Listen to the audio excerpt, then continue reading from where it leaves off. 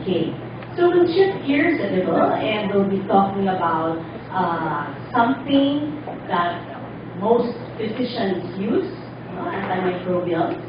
And unfortunately, there is a problem of resistance, which we'll be talking about in a while.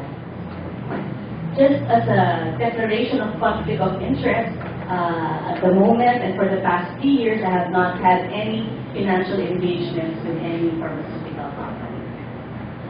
So for discussion this morning, I want to give a little backgrounder on why this antimicrobial stewardship program is important, the global antimicrobial resistance problem as well as the local problem, some solutions to this problem which include antimicrobial stewardship. So we will define it, we will look at the goals, and to use as a concrete example, I will present the antimicrobial stewardship program of the Philippine General Hospital.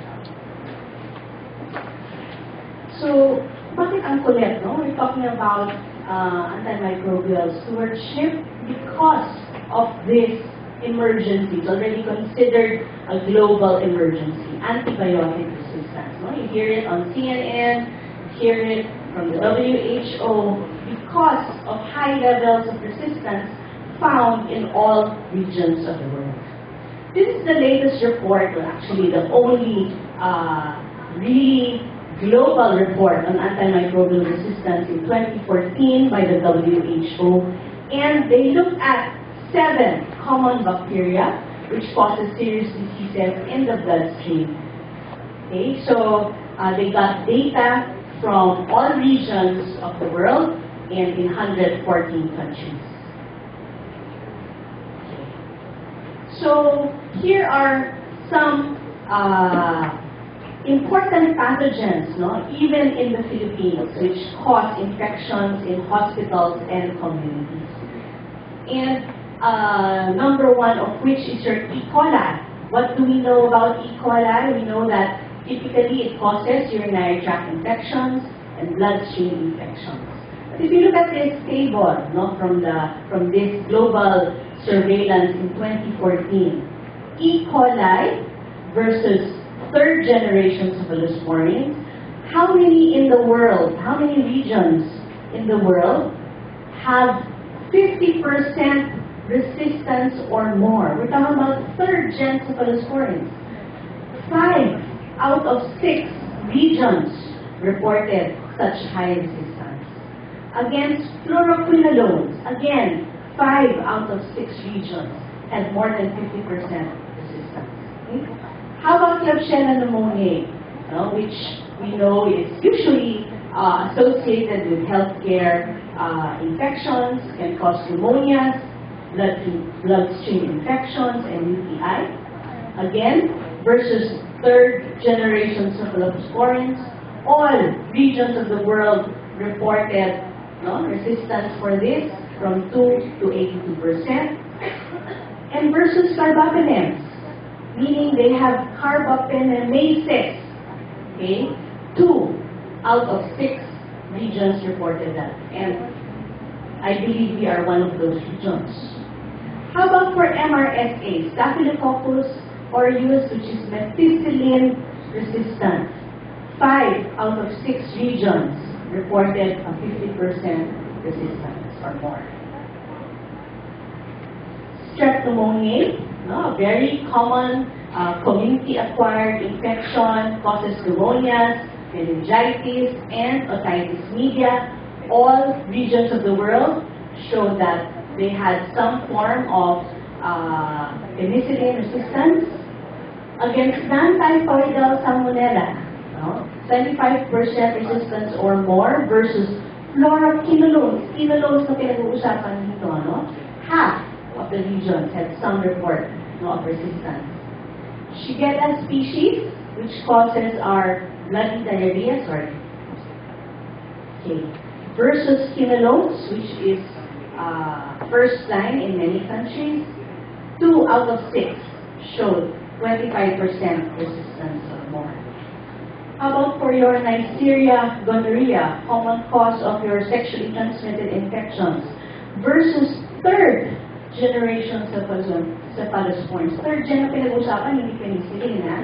Half of the regions reported 25% resistance or more.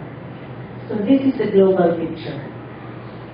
Do we fare the same? Do we have that bad resistance? Well, there is good news and there is bad news. Somewhat bad news.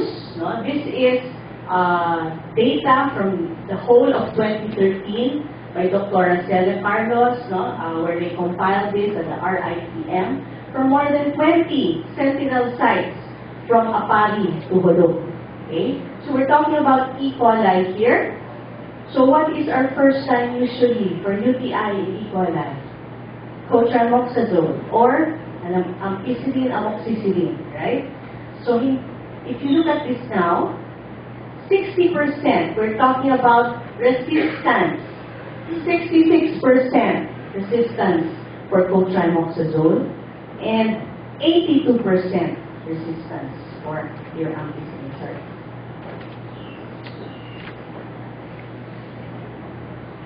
Some bad news there. Looking at Klebsiella species, and I imagine probably many of these are due to nosocomial or hospital-acquired infections. High resistance also in 2013 for third-generation cephalosporins, 40%, second-generation cephalosporins, 46%. MRSA. Okay, so this is Staph aureus. Okay, of course we know that since the time of Fleming, even there already was penicillin resistance already. So penicillin, for Staph aureus, parang tubig na lang ngayon. But look at your oxacillin, which measures your methicillin resistance. 53% resistance. Although we know this is probably a bit skewed data, wherein maybe the majority of the data is from hospital-acquired infections. Even us as clinicians, we see more and more community-acquired MRSA. Okay? Some good news, old drugs like Kotrat and clindamycin still are sensitive. So we don't jump right away to vancomycin. So we can still use the other drugs if your patient is not too toxic. Some good news for Streptococcus pneumoniae. We do not have the same resistance as even our neighbors like Hong Kong, who have more than 50% penicillin resistance.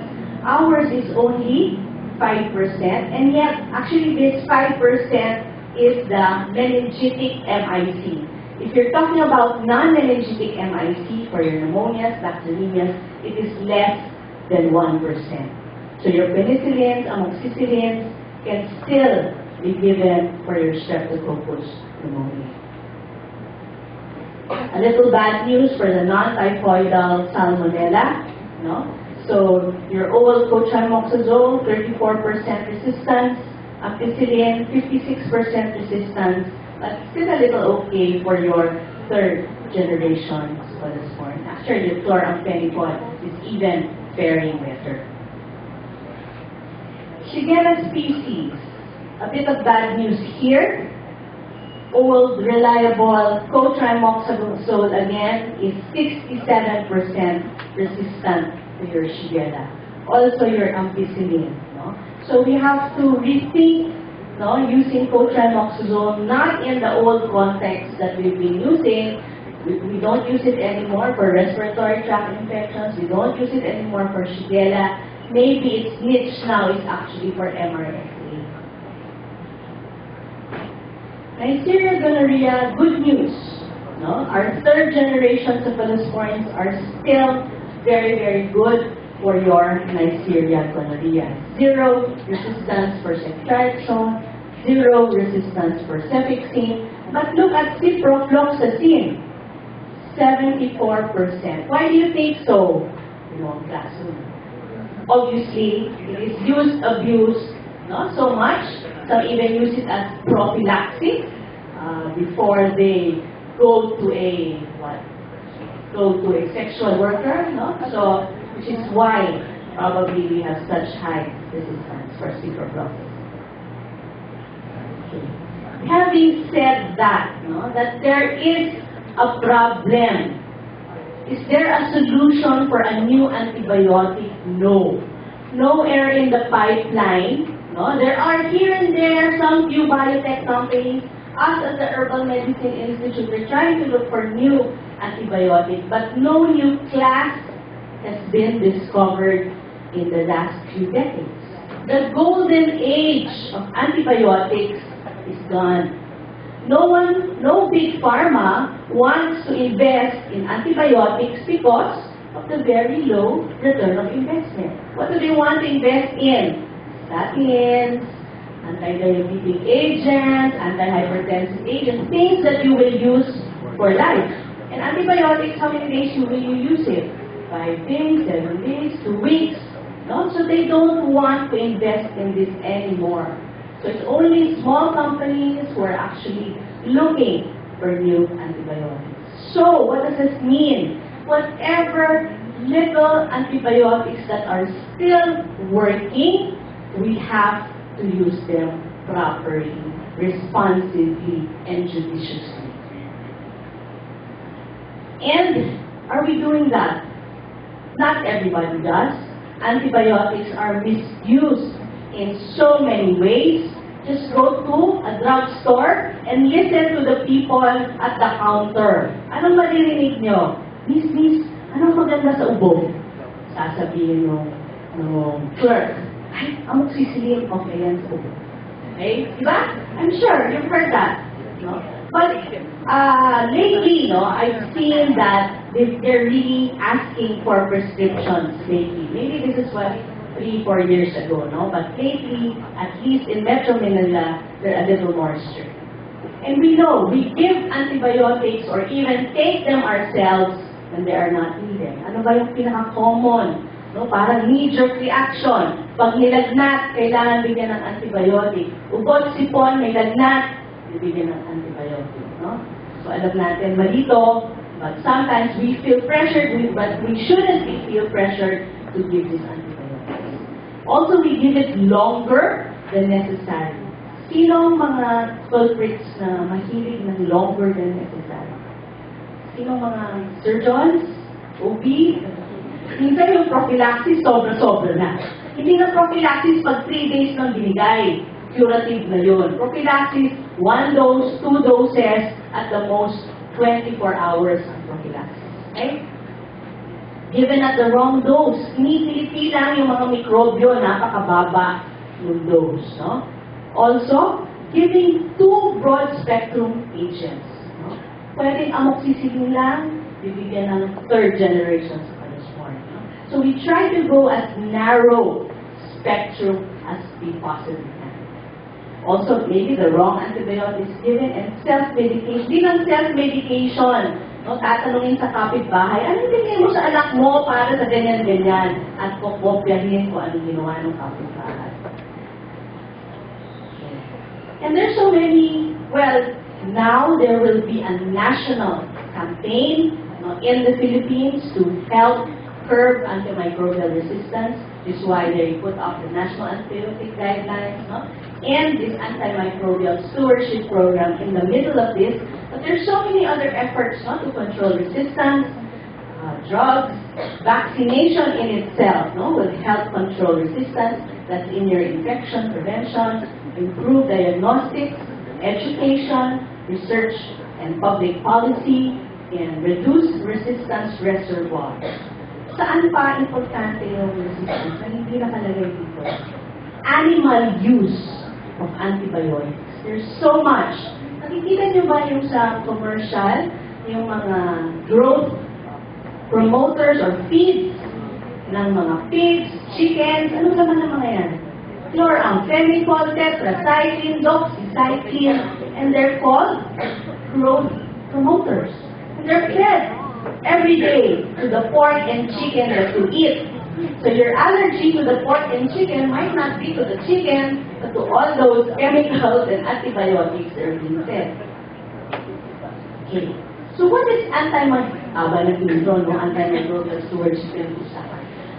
So what is antimicrobial stewardship? It is a set of coordinated strategies, not just one strategy, no?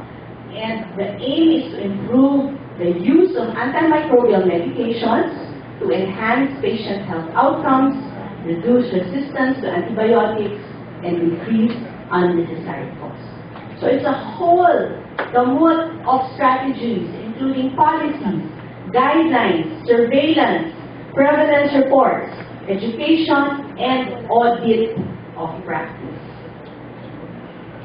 So the main goals are to optimize patient safety, reduce antimicrobial resistance, and to decrease or control costs of hospitalization.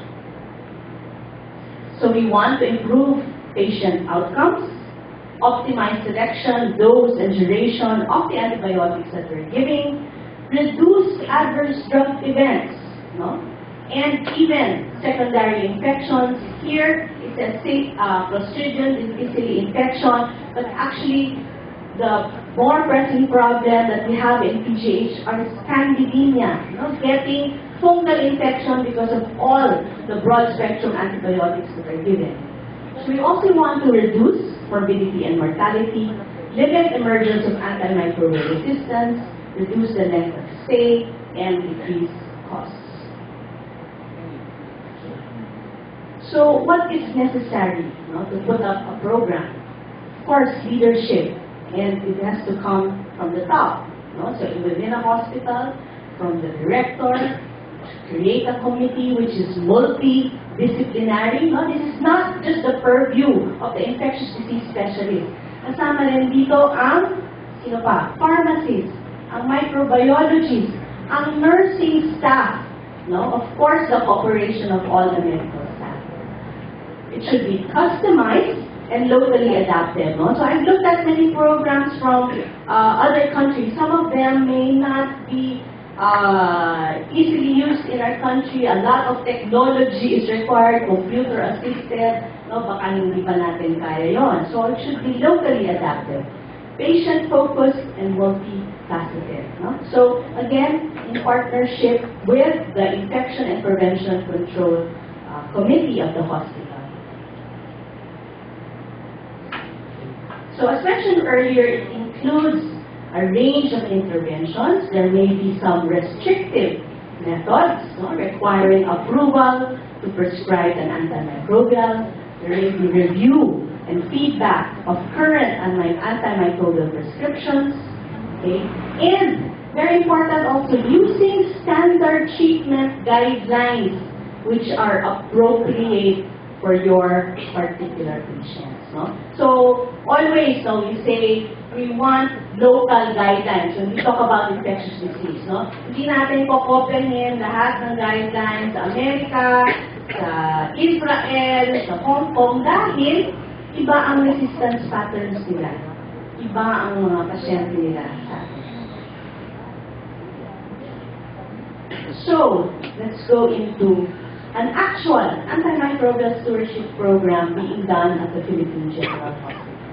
Governance, there is no separate AMS committee, but it's the Hospital Infection and Control Unit who actually is heading the antimicrobial stewardship program.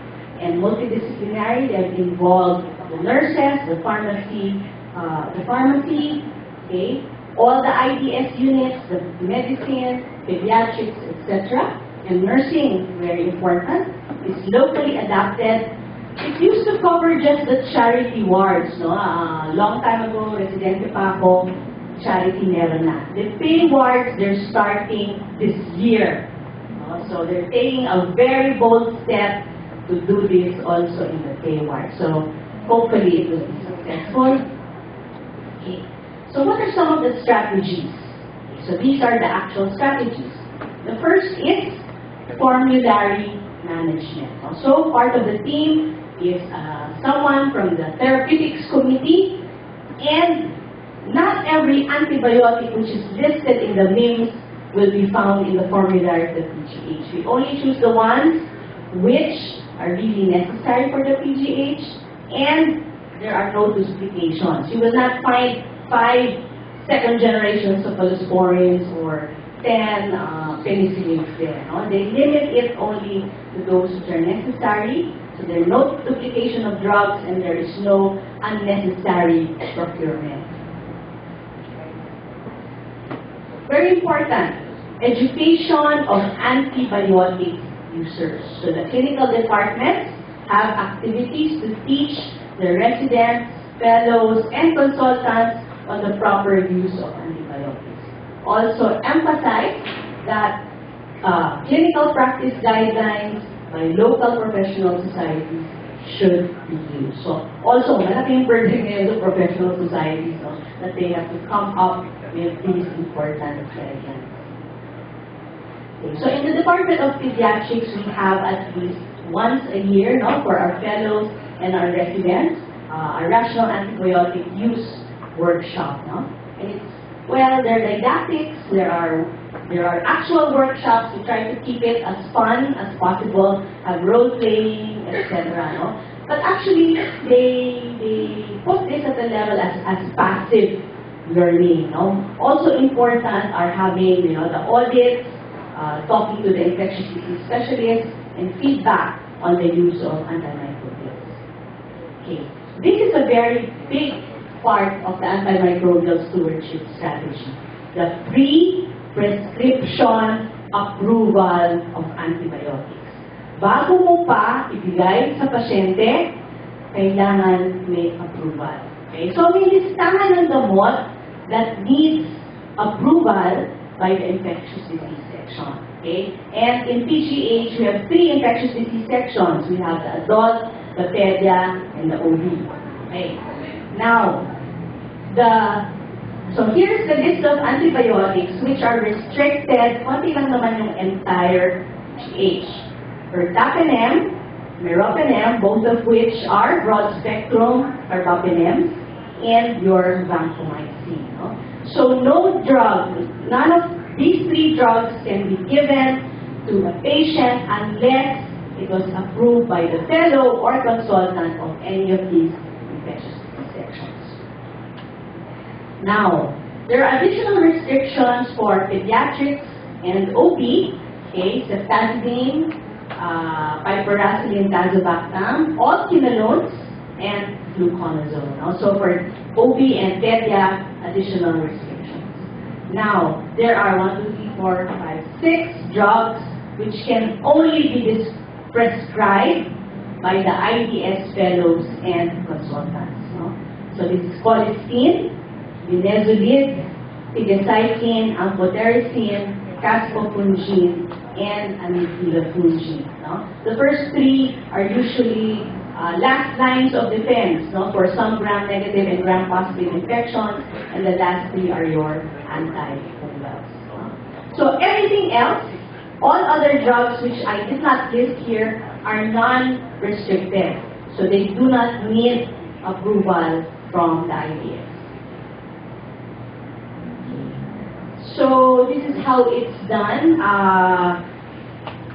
It can be done either through a form or by text messaging or actually calling the IDS fellows. No? So there is a hotline for each of the units which they can call.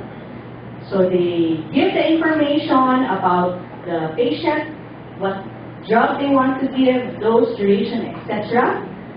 The IDS service will look this over. They may agree or disagree, or if they disagree, they will give advice on what to give. No? They won't give you hanging, I disagree, bahala kayo sa buhay. Hindi naman gano'n. They will also advise on what you can give to that particular patient. Okay? And we really need the nurses here, no? Because they are really told you cannot give the drug kung wala yung form na yon or yung approval from the IPS. No? So the nurse's role here is very important. Okay, so down the line. And also the pharmacist will not dispense the drug without that approval either. Okay? So we call that the front-end approach. No? So hindi pa nabibigay yung gamot, sige, meron ng gatekeeper doon. Okay? And for the pay, some successes, some not so good. If you don't have the cooperation of the nursing department and the pharmacy department, it will not work. Other strategies, no? As I mentioned earlier, using evidence-based guidelines, okay, by professional society. So we already have these, no, for community-acquired pneumonia, UTI, leptospirosis, etc. Now we are making a national antibiotic guideline to go across all organ systems. Ngayon, nasa respiratory tract pa kami, give us maybe a year to finish all the organ systems. So, also we do not want to delay treatment, no?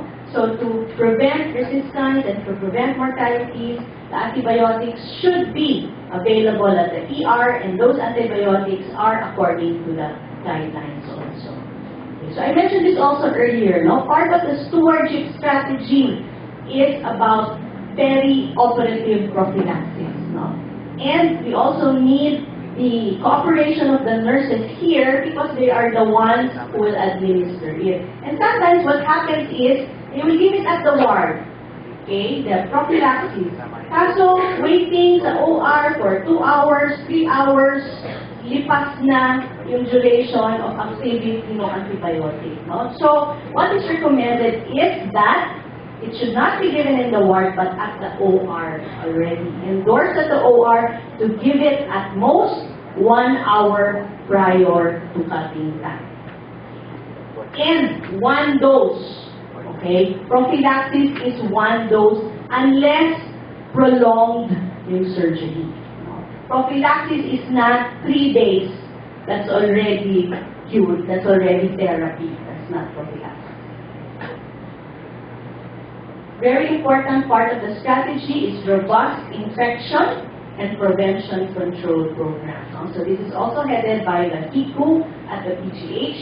There are also education and training programs. They have at least twice a year, no, infection and nosocomial prevention workshops, no, for the residents, the students, etc.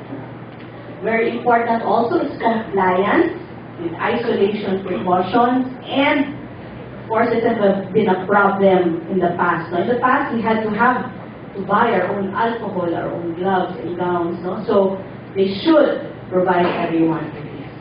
And if there's any outbreak, immediate investigations are made. Okay, so part of that outbreak investigation, trying to see if there are any multi-drug resistant organisms which are occurring in any of the units. No? Actually, the most susceptible places are your ICUs, where we have multi-drug resistance. The neonatal ICU, the PICU, and also the adult ICU. No? So checking if there's MRSA, Pseudomonas, Acinetobacter, etc.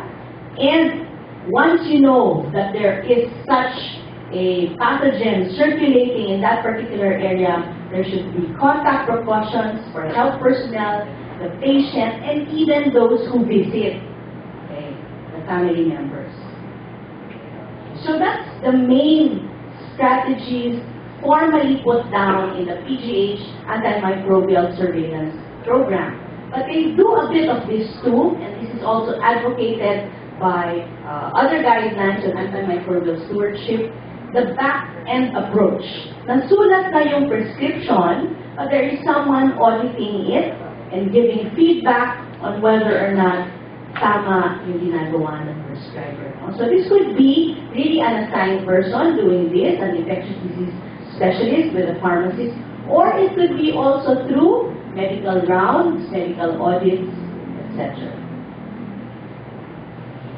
Others are streamlining and de-escalation strategies, based on culture results. What does this mean? So you started an empirical therapy.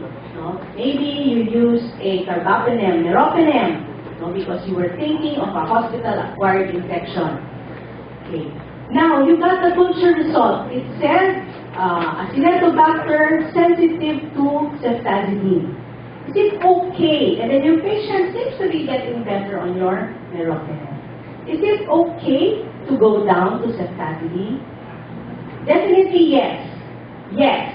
Okay? So that is what de-escalation means. Okay? So going from a very broad spectrum drug, but you have evidence that tells you, yes, no, this will work because it is sensitive. So don't be afraid to do that. That really will decrease your antimicrobial resistance. Okay? Also, conversion from parenteral to oral therapy. So usually there are guidelines on when is it okay not to step down from a IV drug to an oral drug. And this decreases the length of stay, mapapauwi mo yung pasyente, okay, and healthcare costs. What are the benefits seen for antimicrobial stewardship? In the United States, there was a decrease in antimicrobial use by 10 to 40% with an annual savings of $200 to $900,000 US.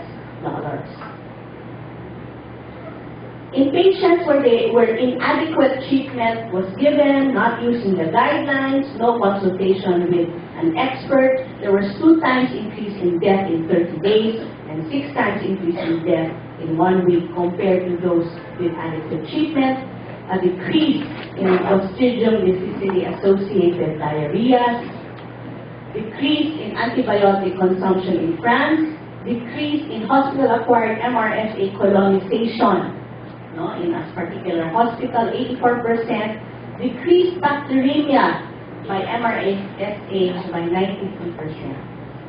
So there was also decreased hospital length of stay and increase in bacterial resistance. Epilogue. An AMS is invading a DOH hospital near you. In 8 DOH-retained hospitals, they are in some form of AMS program, probably not all on the same level, but they are now all encouraged to be using all these strategies. So in all these hospitals, there will be more activity for the AMS program. So thank you very much for listening, and there's still time for questions. You'll be most welcome to